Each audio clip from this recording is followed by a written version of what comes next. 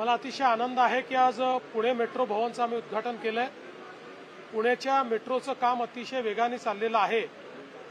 आता आपली शिवाजीनगर ते हिंजवडी ही जी मेट्रो आहे ही पण लवकरच पूर्ण होते। एक टप्पा मे मध्ये आणि एक टप्पा जुलैमध्ये पूर्ण होईल। त्यानंतर जवळपास पुण्यामध्ये 55 किलोमीटरचे मेट्रो मार्ग सुरू असतील।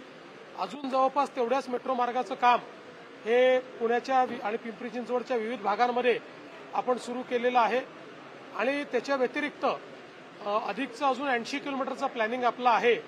त्यामुळे एकूण 200 किलोमीटरचा मेट्रो मार्ग हे संपूर्ण पुणे पिंपरी चिंचवड आणि पीएमआरडीएच्या क्षेत्रामध्ये करण्याचा आपला मानस आहे। त्या दृष्टीनं आपल्या पुणे मेट्रोला आपण निर्देश देखील दिलेले आहेत की त्यांनी आता फार फेजेस न करता लवकरात लवकर या संपूर्ण क्षेत्राचं प्लॅनिंग करावं।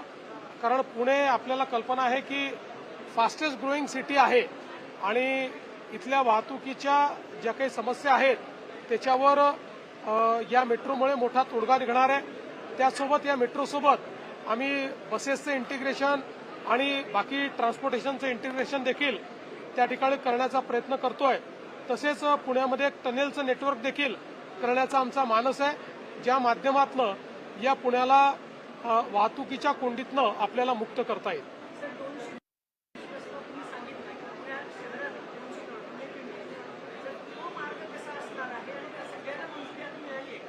हे वेगवेगळे मार्ग आहेत। याच्यातले 55 किलोमीटरचं काम पूर्ण होत आहे। जवळपास 55 किलोमीटरचं काम सुरू आहे आणि 80 किलोमीटर हे प्लॅनिंगमध्ये आहे।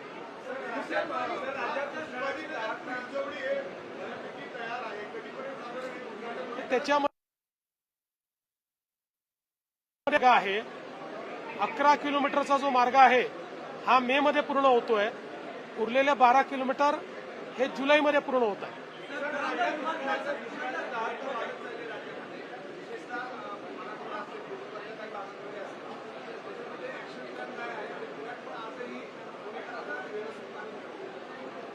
असं आहे की या संदर्भातला ऍक्शन प्लॅन हा मी ऑलरेडी बजेट मांडतानाच त्या ठिकाणी जाहीर केलेला आहे। भविष्यात ती न्यावीच लागणार आहे आणि नेणार होतो, जाणार आहे तिकडे जाणार आहे।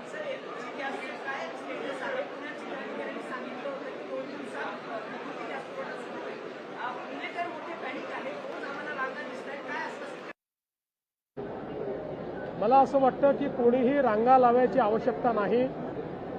वारंवार सांगितलं जात आहे की गॅसची कमतरता नाही। जाणीवपूर्वक राहुल गांधी आणि काँग्रेस पक्षाचे नेते या ठिकाणी लोकांमध्ये भीती तयार करतायत आणि त्या भीतीपोटी लोक रांगा लावतायत। कोणीही रांगा लावायची आवश्यकता नाहीये। आवश्यक तेवढा गॅसचा पुरवठा आपल्याकडे आहे।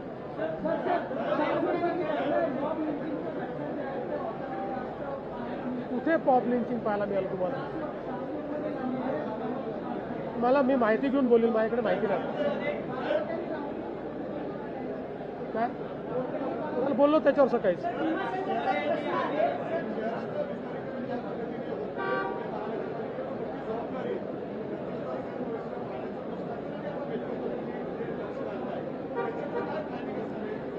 आता महानगरपालिकेमध्ये बॉडी आलेली आहे। महापौर, उपमहापौर, स्टँडिंग कमिटी चेअरमन, वेगवेगळे सभापती आहेत। ते या संदर्भातलं उत्तम प्लॅनिंग करतील। त्यांना राज्य सरकारकडनं जी मदत पाहिजे ती सगळी मदत राज्य सरकार करेल।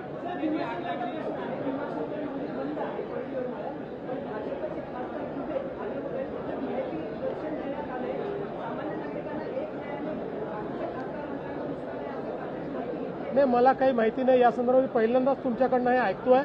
भीमाशंकरच्या मंदिराचं आपण काम फार वेगाने करतोय, कारण आपल्याला कुठल्याही परिस्थितीमध्ये कुंभाच्या आधी भीमाशंकरचं काम पूर्ण करायचं आहे।